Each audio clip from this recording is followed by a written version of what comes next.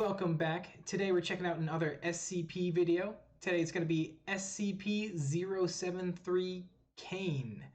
I have no idea what Cain is.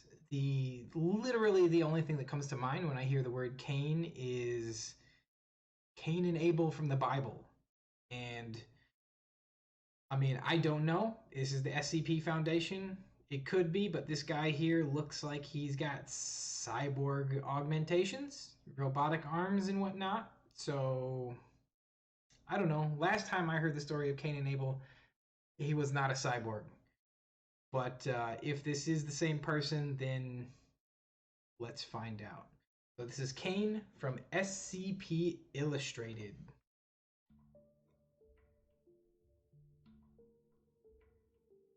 The following data release has been authorized by the following council members and administration staff.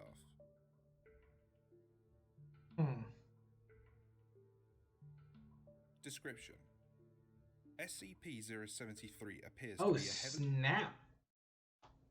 They illustrated this one full, like, manga style. Okay, I get behind that. It's good to see some good visual representation of what you're talking about. Tanned male of Arabic or Middle Eastern descent in his early 30s, 185 centimeters tall, and 75 kilograms with black hair and blue eyes. Arms, legs, spinal cord, and shoulder blades of the subject appear to have been replaced with artificial versions of an unknown make and metal. Subject only takes notice of this when it is pointed out, and states that it has no knowledge of how, why, or when these replacements took place, stating it has had them for as long as it could remember. Okay.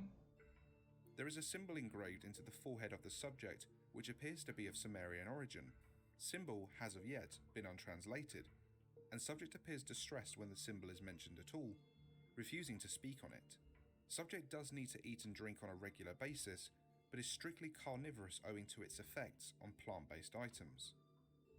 Okay. SCP-073, who refers to itself as Cain, is generally polite and genial to all who speak to it, though it has been described as being cold and somewhat mechanical in its speech. It is very helpful and enjoys aiding personnel in their daily actions, whatever they may be. It has highly detailed knowledge of ancient to recent events in history, and most commonly spoken languages in the world, including ones that have since died out. Okay, so far, what I'm picking up is that this probably is Cain from Cain and Abel, because he's heavily tanned, he's got Arabic descent, which means he's from the Middle East somewhere.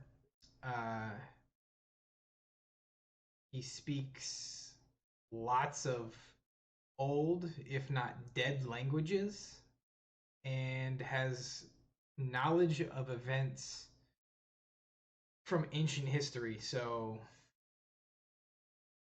I mean, all it takes is for that character to be immortal, and then boom, there he is in the SCP. Subject has professed to having a photographic memory, remembering word for word all text in an 800-page dictionary that was flicked through in a minute and a half. What? It has scored above average in all intelligent tests given to it. SCP-073's presence is inimical to any and all life grown in soil, causing death to any such life within a 20-meter radius. Any land SCP-073 has walked on, and any within the 20-meter radius, becomes barren as all anaerobic bacteria dies, rendering the soil incapable of supporting life until new bacteria are introduced. Okay, so in a 20-meter radius around him, he kills all plant life.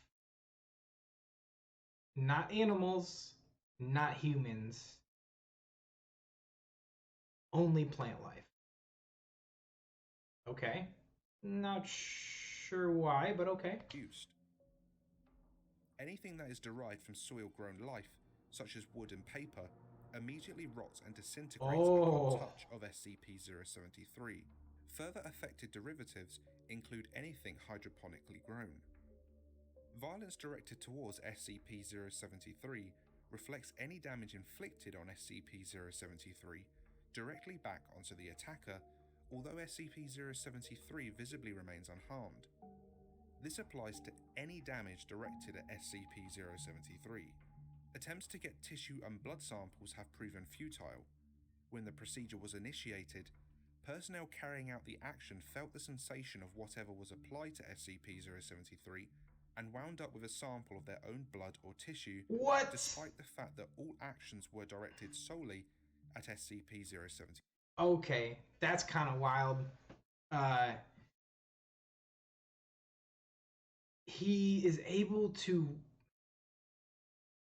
it seems it seems like it's not a conscious decision that he's doing this, but rather it's just an innate passive thing where if anything hits his body like in a negative fashion, I mean, I assume that it's only in a negative fashion. Like, I mean, if you give the guy a shoulder massage, I can't speak. If you give him a massage, do you feel it? Like if you rub his shoulders, do you feel it on your shoulders? Like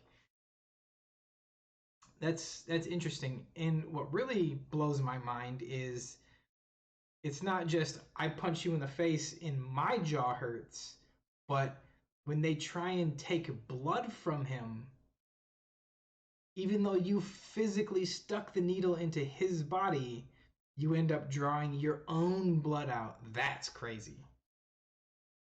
Like, I can kind of wrap my head around, like, oh, my special ability is to reflect any and all damage directed towards me. Okay. But, like, extracting your own blood out of someone else, that's wild. 3. Indirect damage through a medium also results in the person perpetrating the action receiving the wounds caused. Also, that definitely begs the question, yeah, where and how did he get these artificial limbs? If he in essence is immortal and cannot be harmed, then who cut his arms off? I mean, in theory, if you cut his arms off, don't your arms fall off? And he's supposed to remain unharmed. I don't know. I don't know how he got the robot arms. It's messing with my head. Although SCP-073 receives no actual harm from damage to its person, it has stated that it still feels the pain of the action and has politely asked researchers to abstain from overly harmful actions to its person. Additional notes. SCP-073 was found in the New York Police Department in 19... having been taken in after subject had been found amidst the bodies of several violent gang members. SCP-073 told police members that the gang had attempted to make sport of it, but became angry and attempted to kill SCP-073, resulting in their own demise. SCP-073 was incarcerated and was deemed a John Doe, when NYPD could not find any information on it. SCP-073 came to the attention of the Foundation for a routine inspection of John Does, and was subsequently released into our custody. Special Containment Procedures. SCP-073 is to be kept in a 2-room cell furnished with all non-organic furniture and items and a bathroom. Subject is allowed to freely wander the facility and eat in the main canteen. A tracking device has been attached to SCP-073's person and is not to be removed. Subject is disallowed any contact with the surface and is not allowed outside the facility. Okay, but he does have the benefit of at least being able to walk around and interact with people and talk with people. Like, it seems like none of his abilities, you know, hurt anyone, and he himself doesn't seem like a violent person. So, interesting. Subject is allowed no contact with plant-based SCPs under any circumstances. Violence is not to be used against SCP-073 under any circumstances. Well, yeah, any violence directed at him comes right back at you. So, oh, I kind of get it now. Right? Didn't wait. Who killed who in the biblical story? Didn't Cain kill Abel? Or was it the other way around? Did Abel kill Cain? I'm not sure. Let's see where this goes. Circumstances. SCP-073 is currently kept in Site-17. Addendum 073-1. In light of SCP-073's indestructible nature, photographic memory, and general will to please, High Command have deemed that all information is to be backed up on SCP-073, ensuring it is not lost in the event of a catastrophe. What? While this action has met with mixed responses, SCP-073 has agreed and sworn itself to secrecy on its part. Addendum 073-2. When information concerning SCP-076 was brought to the attention of SCP-073 for backing up, subject showed familiarity with the information, although was disinclined to adding to it, despite the fact that it stated that it already knew all about SCP-076. It then stated it would be better for all parties involved that it not meet SCP-076.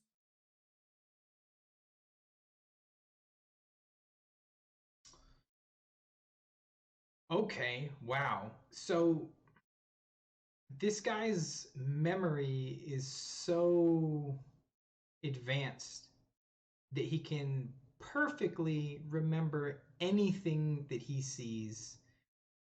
So the Foundation decided to use him as a living computer for storage. And seeing how he's indestructible and immortal, that means you have a backup that can never be destroyed. I get it. I get it.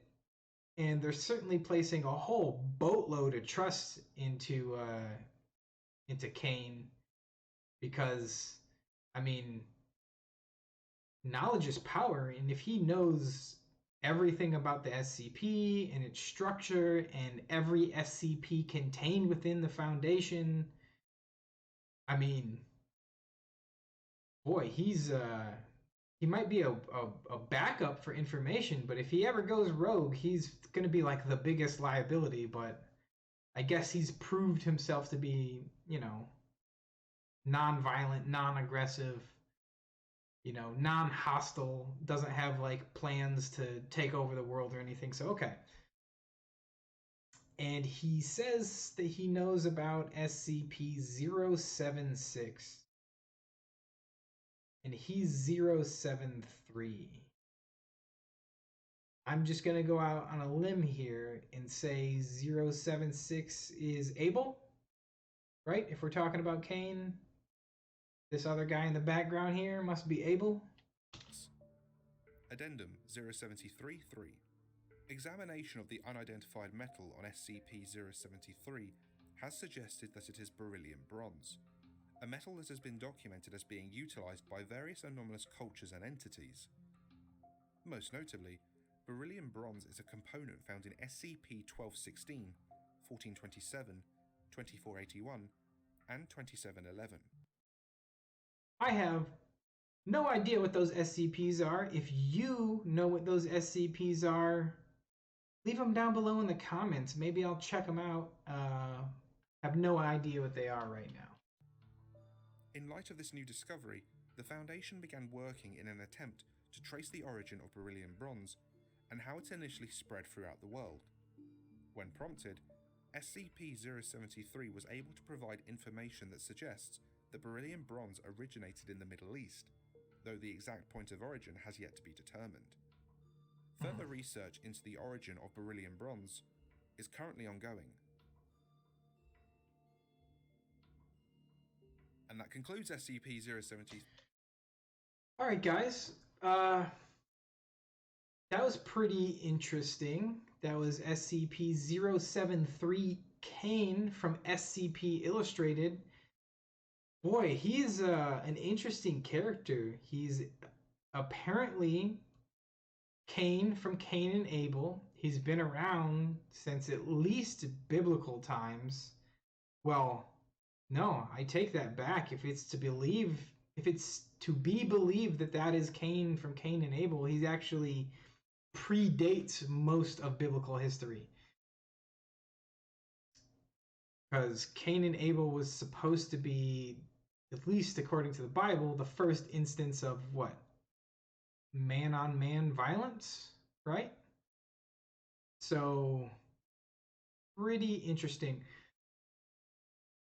It's interesting that he's immortal, indestructible, can reflect any type of damage directed at him, and has essentially perfect memory with essentially unlimited storage. Like he can remember not only like detailed things, but he can remember just a great quantity of things as well. That's crazy. Now, again, I'm gonna make some assumptions here. So, Cain and Abel, known for being the first instance of violence of man against man. So, if Cain here is unkillable and his whole thing is that he directs damage or violence back at the attacker, and he himself appears to be basically a pacifist, does that mean Abel is the opposite? Does that mean that Abel, if Cain is a pacifist, does that mean Abel is uh, like a mass murderer? Like if one's a pacifist, is the other one incredibly violent? Because I think, and this is just a random guess, that the Cain and Abel here we're talking about, Abel maybe killed Cain, and now they're both somehow immortal, and one is a pacifist and one is not. Maybe there's some back and forth between the two, but I don't know because in this video it said that he did not want to cover or did not want to meet his brother, basically. So I don't know. It's neat. It's interesting. If you guys found this video interesting, let me know. Hit a like down there. Give me a subscribe. Get down there in those comments. Let me know about Cain's brother, Abel. Is he a crazy murderer? Is there a good video like this on Abel? I really like this video. I did not expect the whole anime art stuff. I mean, not anime, but manga artwork. But it was cool. Anyways, guys, until next time, take care of yourselves. Have a great day.